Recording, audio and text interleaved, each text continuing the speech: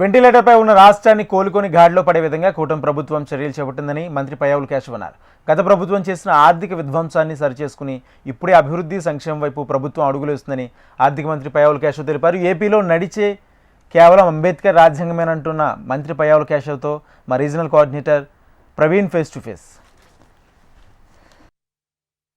సుపరిపాలనలో తొలి అడుగు కార్యక్రమాన్ని ఈరోజు ఉరవకొండ నియోజకవర్గంలో మంత్రి పయ్యావుల కేశవ్ ప్రారంభించారు. మంత్రి మన దగ్గర ఏం తెలుసు సార్ చెప్పండి, అంటే ఈ ఏడాది కాలంలో చేసినటువంటి కార్యక్రమాలు కానీ ఈరోజు జరుగుతున్న కార్యక్రమం ఎట్లా ఉంది? పల్లెల్లోకి వస్తే ఇవాళ ప్రజలు ఎన్నికల ముందు ఎట్లా అయితే మమ్మల్ని సాదరంగా ఆహ్వానించారు, ఇవాళ అదే వాతావరణం కనపడుతోంది. ఇంటింటికి తీసుకెళ్తున్నారు, ఇంట్లో వాళ్ళకి చేసినవి చెప్తున్నారు, ఇంకా చేయాల్సినవి ఏమైనా ఉంటే కూడా రిక్వెస్ట్ చేసేటువంటి పరిస్థితులకు వచ్చారు. ప్రభుత్వం పట్ల ఒక పాజిటివ్ దృక్పథం కనపడుతూ ఉంది. నేను ఇందాక చూసింది ప్రజల్లో ఏంటి అని అంటే, ఈ ప్రభుత్వం మాది అనేటువంటి ఒక నమ్మకం వచ్చింది, వాళ్ళకి భయం పోయింది, భరోసా వచ్చింది. రాష్ట్రంలో అశాంతి లేదు, ప్రశాంతమైనటువంటి వాతావరణం ఉంది, మేము స్వేచ్ఛగా మేము చేయాలనుకున్నది చెప్పాలనుకున్నది చెప్పొచ్చు అనేటువంటిది వచ్చింది. ఒకవైపు ప్రభుత్వంలో అక్రమ కేసులు వేధింపులు కూడా ఎక్కడా లేవు. సో కేవలం తప్పు చేస్తే శిక్ష తప్పదు అనేటువంటి తప్ప ప్రశాంతమైనటువంటి వాతావరణాన్ని ఇవాళ రెస్టోర్ చేయగలిగాం. రెండవది, ఆర్థిక విధ్వంసాన్ని సృష్టించిపోయారు జగన్మోహన్ రెడ్డి గారి పాలనలో. ఈ రాష్ట్రానికి మిగిలింది ఏంటంటే ఆర్థిక అరాచకాన్ని, ఆర్థిక విధ్వంసాన్ని సృష్టిస్తే వాళ్ళ కేంద్ర ప్రభుత్వ సహకారంతో కనీసం మనం ఐసీయూలో నుంచి ఆక్సిజన్ స్టేజ్కి వచ్చి నిలదొక్కునేటువంటి ప్రయత్నం చేస్తూ ఉన్నాం. వాళ్ళు పెన్షన్లు గతంలో ఏదో చేశామని చెప్పుకుంటున్నారు, వాళ్ళు చేసిన దానికన్నా కూడా ఇవాళ మా ప్రభుత్వం ఎక్కువ చేస్తుంది. చంద్రబాబు నాయుడు గారి ప్రభుత్వం వాళ్ళు పెన్షన్ 3,000 మందికి ఇస్తే 3,000 రూపాయలు ఇస్తే మనం 4,000 చేసాం. దాదాపు దాంట్లోనే 40% మనం అదనంగా పెంచినటువంటి పరిస్థితి కనపడతా ఉంది. మరి తల్లికి వందనం పేరుతో వాళ్ళు 45 లక్షల మందికి ఇస్తే మేము 67 లక్షల మందికి ఇస్తున్నాం. 10,000 కోట్ల రూపాయలు దాదాపు, అంటే రెట్టింపు వెల్ఫేర్. వాళ్ళు చేసిన వెల్ఫేర్ ఏంటంటే అన్నింటినీ ఆపేశారు.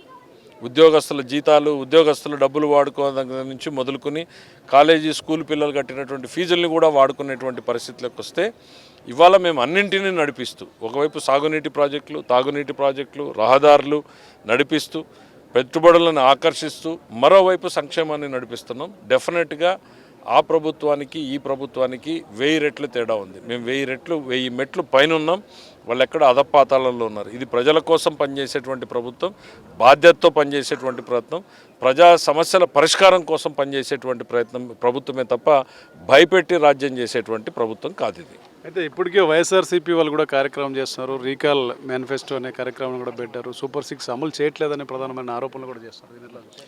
జగన్మోహన్ రెడ్డి గారు ఇవాళ తన చుట్టుముడుతున్నటువంటి కేసులన్నింటి నుంచి దృష్టిని మరల్చే దానికోసం, ప్రజల దృష్టిని మరల్చే ఉద్దేశంతో ఇవాళ అనేక రకమైనటువంటి పద్ధతులకి రాష్ట్రంలో అశాంతిని రెచ్చగొడుతున్నాడు. ఆయన సొంత కారు కింద పడిపోతే మనిషిని చూడకుండా పక్కన పడేసిపోయినటువంటి అమానవీయ సంఘటనల్ని రాష్ట్రంలో చూసాం.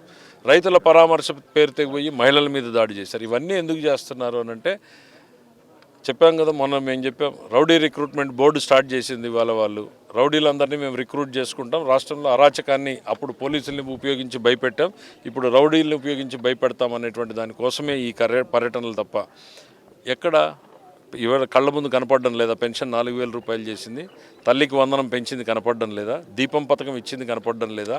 ధాన్యం 24 గంటల్లో సేకరించింది కనపడడం లేదా? లేకపోతే అన్న క్యాంటీన్ను ప్రారంభించింది కనపడడం లేదా?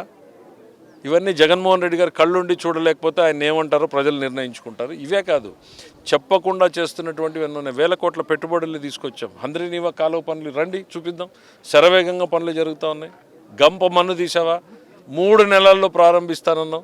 5 ఏళ్ళు నిద్రపోయి మళ్ళీ ఇవాళ ప్రజల ముందుకు వచ్చి సిగ్గు లేకుండా మాట్లాడేటువంటి ప్రయత్నం చేస్తున్నారు మీరు.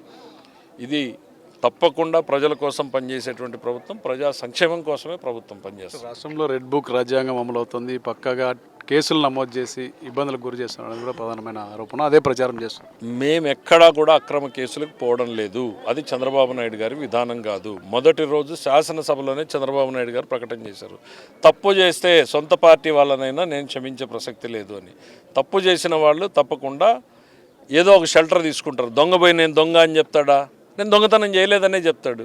ఇవాళ మద్యంలో దొంగతనం జరిగిందా లేదా, ఇసుకలో దొంగతనం జరిగిందా లేదా, కళ్ళ ముందు కనపడుతుంది. దానికి పెద్దది అక్కర్లేదు. పల్లెలో ఆ రోజు క్వార్టర్ కొని ఎవరిని అడిగినా కూడా చెప్తారు ఈ డబ్బులు ఎక్కడికి పోయినాయని. 100 రూపాయలు పక్కన కర్ణాటకలో 80 రూపాయలకు క్వార్టర్ దొరికితే ఇక్కడ 180కి అమ్మారు. ఆ 100 రూపాయలు ఎక్కడికి పోయింది? దోషులు కళ్ళ ముందు బయటకు వస్తున్నారు. మీరే ఇవాళ మీ పేపర్లో రాస్తున్నారు కదా, టన్నులు బంగారు కొన్నారు. బంగారు ఎక్కడికి పోయింది? మందు ఫ్యాక్టరీ వాడికి బంగారుతో సంబంధం ఏముంది? వాడు క్యాష్ ఇవ్వలేక బంగారు ఇచ్చారు కొన్ని దగ్గరలో. సో ఇవన్నీ కూడా వెలుగులోకి వస్తున్నాయి కాబట్టి ప్రజల దృష్టిని మరల్చేటువంటి ప్రయత్నం చేస్తాం. ఈ రాష్ట్రంలో భారత రాజ్యాంగమే అమలవుతుంది తప్ప వేరే ఏమీ లేదు.